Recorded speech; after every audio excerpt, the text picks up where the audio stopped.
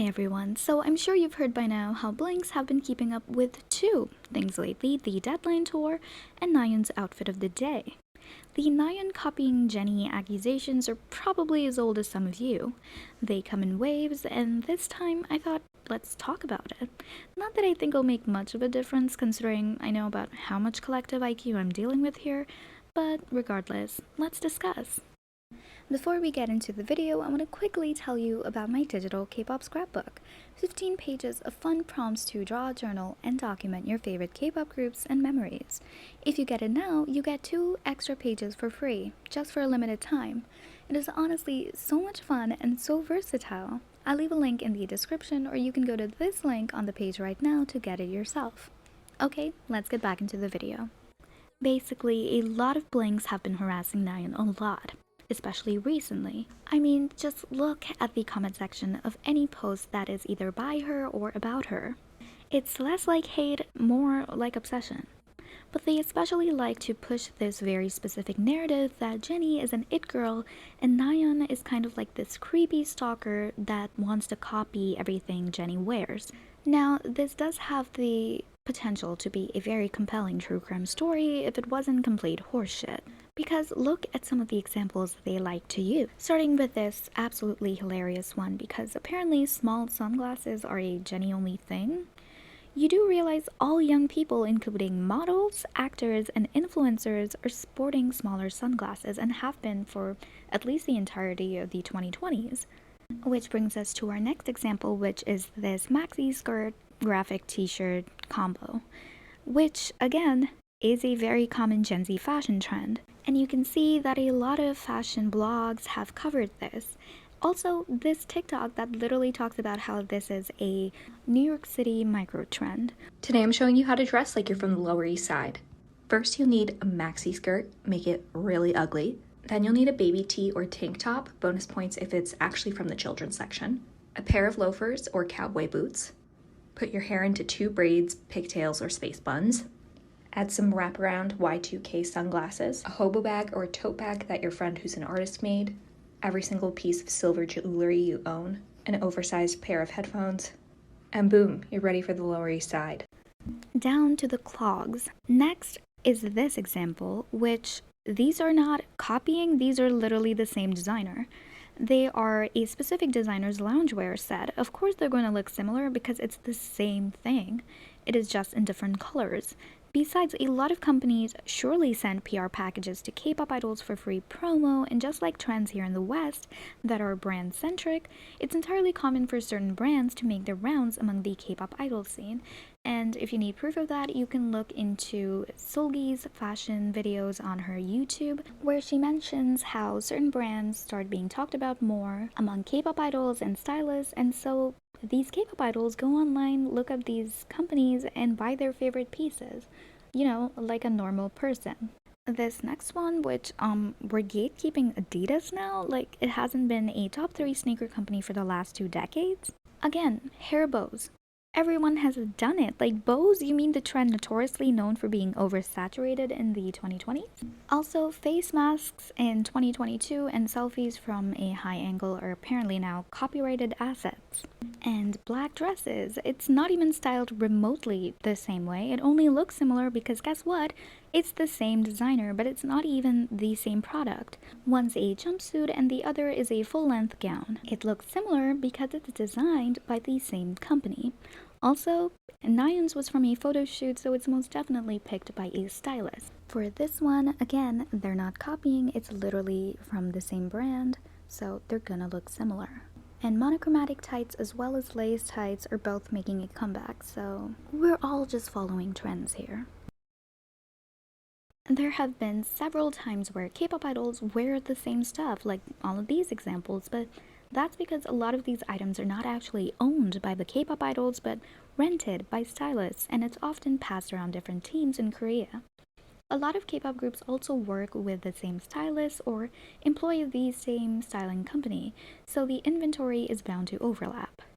Everyone wants their group to be the trendsetters, so they're usually looking for new collections and items anyway.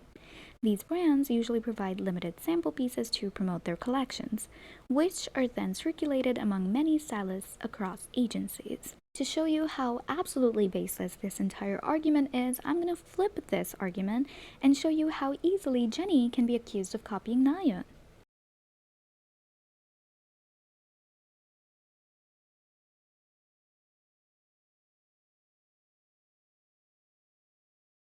The truth of the matter is that these are celebrities who are online and looking for trends to be the next face of it, along with their teams and stylists and the brands they work for.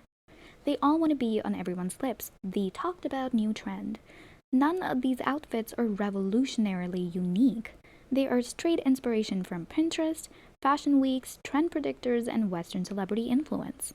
There is this weird misunderstanding among Jennie stans that she creates or sets these trends, but in reality, she's just following already existing trends online. And so do other idols, but then they get accused of copying Jennie because her fans assume that she created them. But in reality, they're all just following microtrends. Microtrends are literally what the name suggests they are. Fleeting tiny trends. K-pop idols, like young people everywhere, tend to hop on whatever fashion and pop culture trends are popular at the moment. Jennie in particular is known for being a style icon in K-pop, but much of her style is just following global, especially Western trends, rather than actually creating them. An example of this is fans often credit Jennie for starting the hair clip craze, since she was seen wearing multiple cute barrettes in her hair. But in reality, chunky hair clips and barrettes were a massive worldwide trend, as the 90s revival hit fashion. Jennie and her stylists were simply following a trend, as were many other celebrities. So when other K-pop idols were wearing these hair clips, it wasn't that they copied Jennie, but they were all just following the same trend. And the same goes for the bleached money piece that Jennie had, where people began claiming she invented it, but those bleach front bangs look were already heavily trending on TikTok, and was actually called the e-girl hair, inspired by anime, scene culture, early internet fashion, and 90s to 2000s nostalgia. It wasn't born in K-pop, it actually came from TikTok, Tumblr, and gaming subcultures. And then everyone else adopted it because it was a micro-trend. Many such trends that people think certain K-pop idols started are actually just them following existing trends, and not actually a sign of good fashion. You're not a fashionista for buying the new designer collection and then wearing it. You're just rich. You're not a fashionista for adopting a look that many other celebrities and influencers are already adopting. You're following a trend. I'm sorry to be the one breaking this to you, but I'm afraid most of the fashion you all think is revolutionary is just run-of-the-mill TikTok microtrends, and speak to how little about fashion you and these K-pop idols really know. Being truly fashionable is not wearing what's expensive or tried and tested and making it look good. It's creating something unconventional from scratch or putting together things that shouldn't work, but do. NAYEON is not the only idol who's been hated on for copying Jennie or Blackpink in general. This is an extremely long and tiring pattern of behavior. Yuri was hated severely for following the early 2020s coquette-like soft girl outfits that Jennie was also following, but again, this was a micro-trend. Even more absurd things like hairbands or black shorts or orange hair were all thought to be created by Blackpink when in reality had existed and trended long before they even debuted. Yep, even bangs. Fashion trends come in waves, and as we are all so chronically online now and everyone has the attention span akin to Vines, these trends come and go faster than ever. We went from post-skinny jeans to post-high waist to low-waist skinny jeans to high-waist baggy jeans and back. Bootcut is in. Nope, it's now flared because it's time to revive the 70s. Just kidding, we're all in denim now for Y2K. Actually no, Henley tops and straight jeans for the 2010s. And you know what, we're now back to the 60s psychedelic wave. Everyone wants to be the trendsetter, and so trends are changing so fast that no one really is following a trend. I mean, the trendiest thing to do now is to just wear your own style. Wearing something that people look at and immediately think of you. Because trust me, everything else has been done already. Everything. Just for a quick non-K-pop example, the same can be applied to any other celebrity, like for example Selena Gomez and Hailey Bieber. Fans of both are convinced the other is copying their fave, but again, these brands, looks, and common styling tactics are taken from what's already trending or what's being talked about among stylists and the fashion crowds. I'm afraid your fave does not own a basic white tube top. And now, getting to the hate NAYEON gets and how I believe it to be tied to the paradox that is Jennie's branding. With her song Mantra's lyrics and what she said about the song Like Jennie, as well as her song Woman Up, which, who came up with that title and why'd you steal it from the home decor section of Home Depot? Anyway, clearly Jennie wants to set up a persona of a strong woman who's a girl's girl, a feminist. While her attempts aren't the most groundbreaking to me personally, since Like Jennie seems more like Jennie empowerment, not female empowerment, especially since it's they could never ever be Jennie, but I digress. Mantra, however, can be a good anthem to keep in mind whenever you feel like pitting two successful women against each other. However, fans take these lyrics and do the entire opposite. How can Jennie say that her song Like Jennie is to hype up other girls when the only way I've seen her fans use it is to spam the comment section of female idols, especially NAYEON, to harass her? It's the same as their Blackpink lyrics like bunch of wannabes that wanna be me. It's truly tacky behavior, and you know what? It's not trendy. This is a branding paradox. Jennie may be pushing a message of confidence and solidarity, but the fan culture surrounding her actually weaponize it to tear down other women. And that is because her songs have a lot of mixed messaging. It's okay to hype yourself up, and honestly, go for it.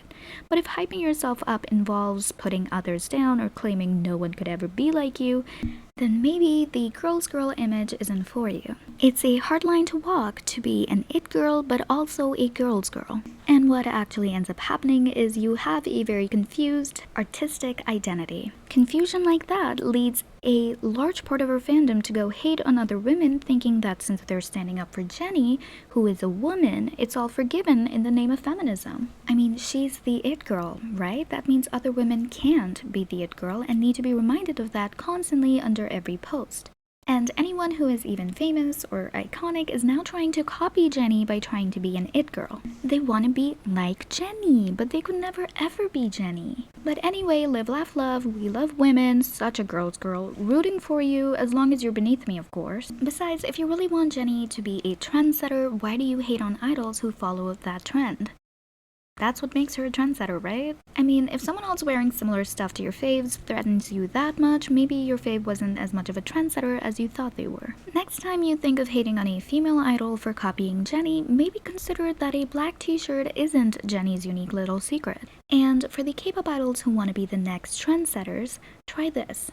Some nice denim pants, a black turtleneck, a gold necklace, fanny pack, and a flat top, and you might just be the next fashion icon. TLDR, the world does not revolve around your faves. Only you do. Anyway, gotta go throw out all my hair clips because I can't be caught infringing on any copyrights. Bye!